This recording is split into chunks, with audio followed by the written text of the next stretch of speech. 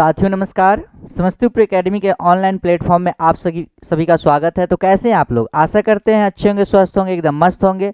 तो आज हम लेकर के आए क्लास 10th हिंदी का बहुत ही ज़्यादा इंपॉर्टेंट क्वेश्चन। तो आज के सेशन का टोटल 50 क्वेश्चन होने वाली है। एक एक क्वेश्चन को आप लोग ध्यान से देखिएगा, एक भी क्वेश्चन को मिस मत कीजिएगा, बहुत ज़्यादा इंपॉर्टेंट क्वेश्चन है। चलिए आज का सेशन का देखिए, फर्स्ट क्वेश्चन है, सब पुराने अच्छे नहीं होते, सब पुराने अच्छे नहीं होते और सब नए क्या होते हैं, खराब नहीं होते। यह उक्ति है किन की है? ये लाइन जो है किन का, ये बताना है। यानी सब पुराने अच्छे नहीं होते और सब नए खराब नहीं होते। तो ये लाइन किन का है? तो देखिए ये लाइन है कालिदास का। किसका लाइन है? कालिदास का। ठीक है, सब पुराने अच्छे नहीं होते, ये जो लाइन है किनका लाइन है? कालिदास का। ठीक है, तो एक नंबर क्वेश्चन का जो है राइट आंसर क्या हो जाएगा? ऑप्शन डी हो जाएगा, कालिदास। ठीक है, चलिए नेक्स्ट क्वेश्चन की ओर बढ़ते हैं। नेक्स्ट क्वेश्चन है, नेक्स्ट क्वेश्चन है, लक्ष्मी। लक्ष्मी जो है किस कहानी की केंद्रीय पात्र है, ये बताना है। लक्ष्मी किस कहानी की पात्र है, तो ये बताना है। देखिए 2 नंबर क्वेश्चन है, ढहते ऑप्शन है ढहते विश्वास, धरती कब तक घूमेगी, माँ और नगर। तो बताइएगा 2 नंबर क्वेश्चन का जो है राइट आंसर क्या हो जाएगा? लक्ष्मी किस कहानी के पात्र है? तो ये ढहते विश्वास। किस कहानी का? ढहते विश्वास। ठीक है, चलिए नेक्स्ट क्वेश्चन की ओर बढ़ते हैं। नेक्स्ट क्वेश्चन है 3 नंबर क्वेश्चन है, गुणवाचक विशेषण है। गुणवाचक विशेषण है, तो बताइएगा आप लोग गुणवाचक विशेषण कौन है? ऑप्शन है 3 किलो, देखिए परिणामवाचक है, 4, अधिक, अच्छा। तो गुण कौन? अच्छाई का गुण हो रहा है, अच्छा होगा। ठीक है, तो ऑप्शन डी हो जाएगा। गुणवाचक विशेषण कौन है? अच्छा। 4 नंबर क्वेश्चन है, स्वर संधि का उदाहरण नहीं है। बताना है स्वर संधि का उदाहरण जो है नहीं है। तो स्वर संधि का उदाहरण कौन नहीं है, ये बताना। तो देखिए स्वर संधि का उदाहरण वाक प्लसपति, ये वागपति हो जाएगा ना। वाक प्लसपति को आ रहा है तो व्यंजन में आ रहा है, तो ये स्वर संधि होगा, नहीं होगा। तो इसका जो है राइट आंसर क्या हो जाएगा? वाकपति हो जाएगा। चलिए नेक्स्ट क्वेश्चन है 5 नंबर। आप लोग ध्यान से एक एक क्वेश्चन को इसलिए फास्ट में करवा रहे हैं काहे कि टाइम कम बचा हुआ है। चलिए नेक्स्ट क्वेश्चन है, सदियों की ठंडी बुझी राख सुगबुगा उठी, मिट्टी सोने का ताज पहन इठलाती है। यह पंक्ति है किनकर पंक्ति है? ऑप्शन है दिनकर जी का, बी है निराला का, सी है महादेवी की और डी है अज्ञे की। तो बताइएगा 5 नंबर क्वेश्चन का जो है राइट आंसर क्या हो जाएगा? तो देखिए सदियों की ठंडी बुझी राग सुगबुगा उठी है, दिनकर की पंक्ति है। किनका? दिनकर का। इसका राइट आंसर क्या हो जाएगा? दिनकर जी की। ठीक है, चलिए नेक्स्ट क्वेश्चन है 6 नंबर, पंडित बिरजू महाराज का जन्म कब हुआ था, ये बताना है। पंडित बिरजू महाराज का जन्म कब हुआ था, ये बताना है। तो बताइएगा पंडित बिरजू महाराज का जो जन्म हुआ था वो 1938 ईस्वी में हुआ था। कब हुआ था? 1938 ईस्वी में। पंडित बिरजू महाराज का जन्म कब हुआ? 1938 ईस्वी में। ठीक है, चलिए नेक्स्ट क्वेश्चन है, देखिए नेक्स्ट क्वेश्चन है, अशुद्ध शब्द है। 7 नंबर क्वेश्चन है, अशुद्ध शब्द कौन है? ऑप्शन है कर्तव्य, बी है श्रृंगार, सी है रोशनी और डी क्या है? दुरात्मा। तो बताइएगा अशुद्ध शब्द जो है कौन है? तो देखिए ये जो श्रृंगार लिखा हुआ है ये गलत लिखा हुआ है, ये अशुद्ध है। ठीक है, श्रृंगार। चलिए नेक्स्ट क्वेश्चन देखिए 8 नंबर क्वेश्चन है, मैक्स मुलर डैश वर्ष की अवस्था में लिप्जिंग विश्वविद्यालय में संस्कृत अध्ययन प्रारंभ किया था। तो मैक्स मुलर जी जो थे कितने वर्ष की उम्र में लिप्जिंग विश्वविद्यालय में संस्कृत का अध्ययन शुरू किए थे, तो ये बताना। तो देखिए ये जो है ना 18 वर्ष की उम्र में लिप्जिंग विश्वविद्यालय में संस्कृत का अध्ययन क्या किए थे? ये शुरू किए थे। ठीक है, 18 वर्ष की उम्र में। कितने वर्ष की उम्र में? 18 वर्ष की उम्र में। चलिए नेक्स्ट क्वेश्चन है 9 नंबर, फ्रांस का प्रमुख कला केंद्र है। फ्रांस का प्रमुख कला केंद्र कौन है, ये बताना है। फ्रांस का जो है प्रमुख कला केंद्र कौन है, ये बताना है। तो देखिए फ्रांस का जो प्रमुख कला केंद्र वो आविन्यो है। यहाँ पे ओविन्यो लिखा हुआ है लेकिन आविन्यो होगा। क्या हो जाएगा? आविन्यो। क्या हो जाएगा? आविन्यो। ठीक है, चलिए नेक्स्ट क्वेश्चन है 10 नंबर, जीत जीत में निरखत हूँ पाठ की विदा है। जीत जीत में निरखत हूँ पाठ की विदा। देखिए जीत जीत में निरखत हूँ, ये जो पाठ है ना, इसका जो विदा ये है साक्षात्कार। क्या है? साक्षात्कार है। ठीक है, साक्षात्कार। आप लोग एक एक क्वेश्चन को ध्यान से देखिए, एक भी क्वेश्चन मिस मत कीजिए, बहुत ज्यादा इंपॉर्टेंट क्वेश्चन है। ठीक है, चलिए तो जीत जीत में निरखत हूँ पाठ की विदा कौन सी है? साक्षात्कार है। ठीक है, चलिए नेक्स्ट क्वेश्चन की ओर बढ़ते हैं। नेक्स्ट क्वेश्चन है 11 नंबर,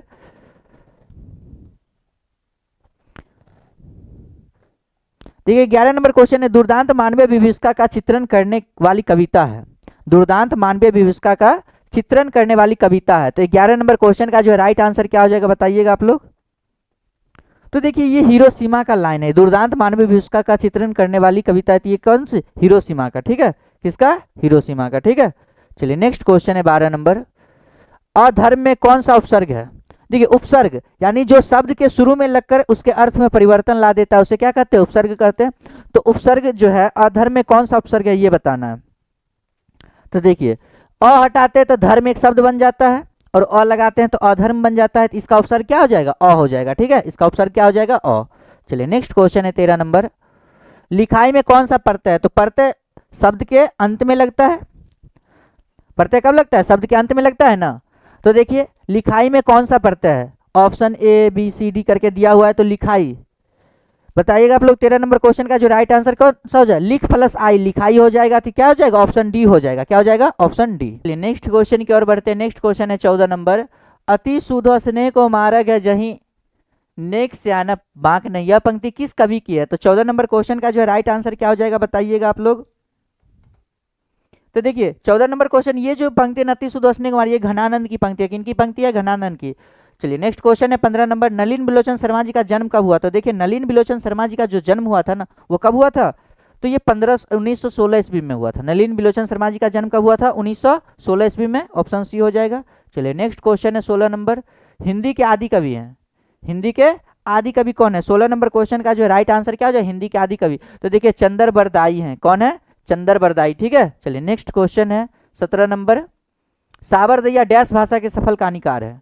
सावरदैया किस भाषा के सफल कहानीकार है ये बताना है। तो देखिए सावरदैया जो है ना राजस्थानी भाषा के कहानीकार है। किस भाषा के, राजस्थानी भाषा के। चलिए नेक्स्ट क्वेश्चन है 18 नंबर।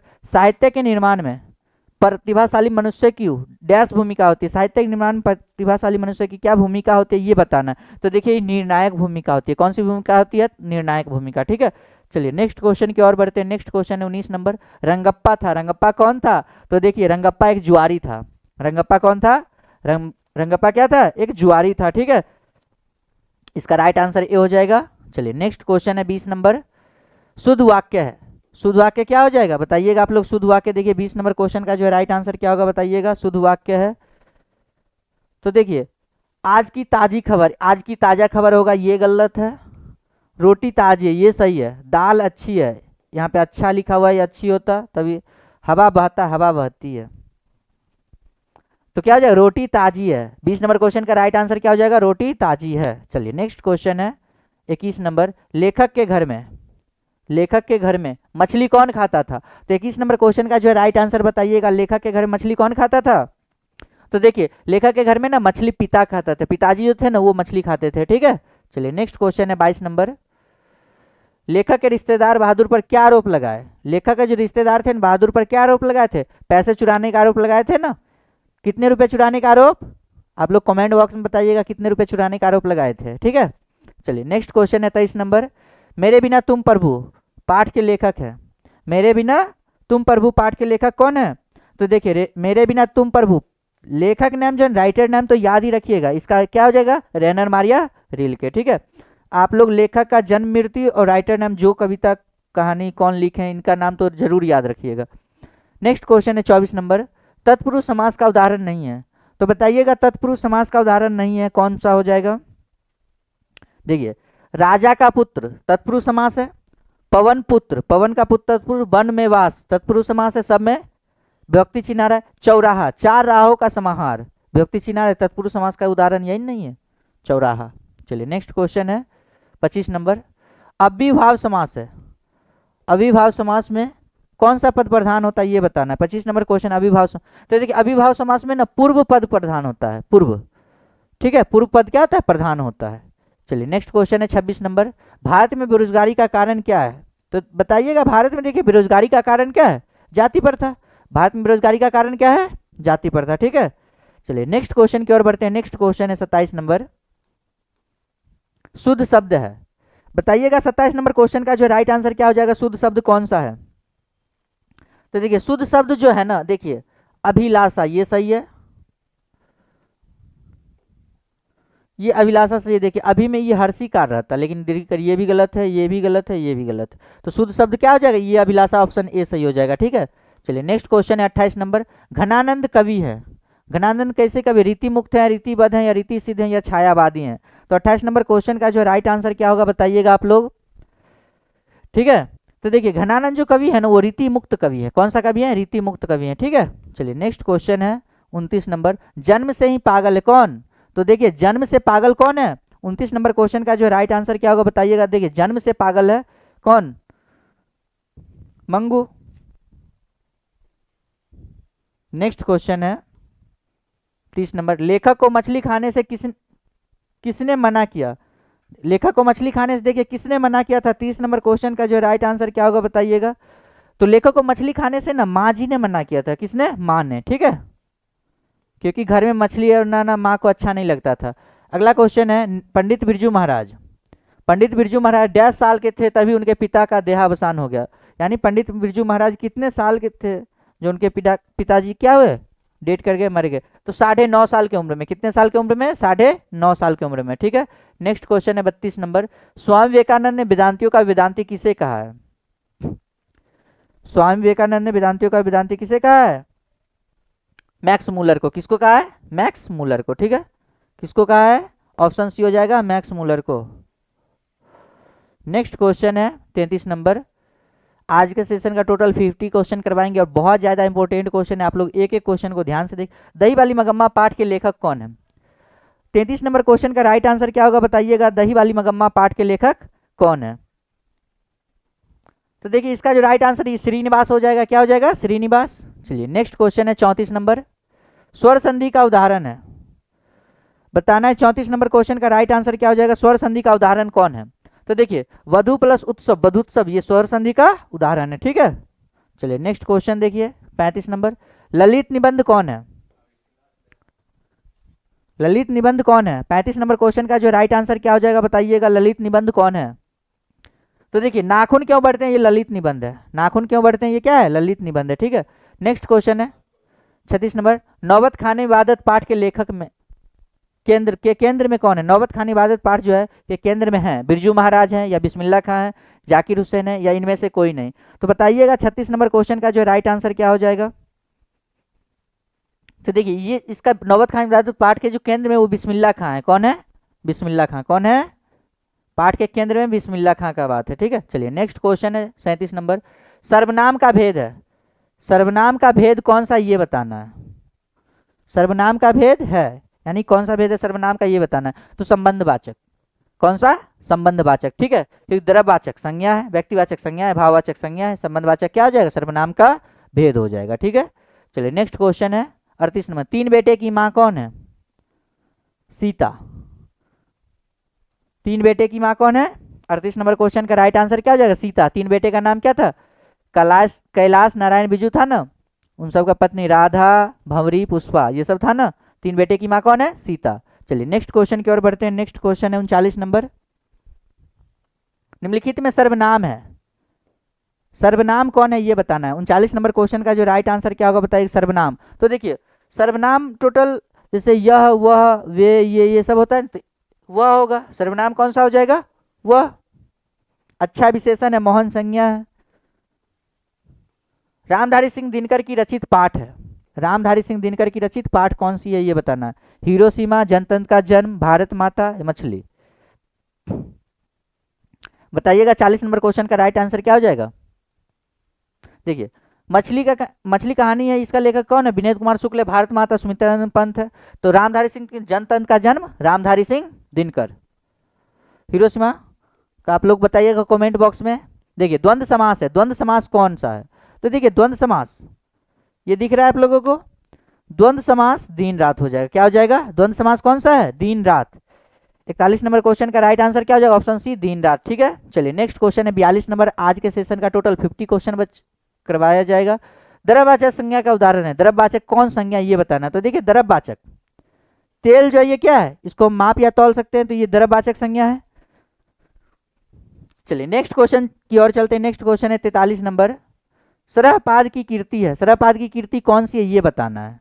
43 नंबर क्वेश्चन का जो राइट आंसर क्या होगा बताइएगा आप लोग। देखिए दोहा कोश जो कीर्ति है ना वो सरहपाद की है, ठीक है, दोहा कोश, ठीक है। आप लोग ध्यान से याद रखिएगा। चलिए नेक्स्ट क्वेश्चन है 44 नंबर, बाबा साहब भीमराव अम्बेडकर का जन्म किस राज्य में हुआ था। तो देखिए इनका जो जन्म हुआ था 14 अप्रैल 1891 ईस्वी में महू मध्य प्रदेश में हुआ था। कहाँ हुआ था?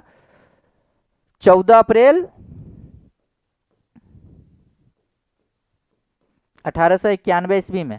कहाँ हुआ था? महू मध्य प्रदेश।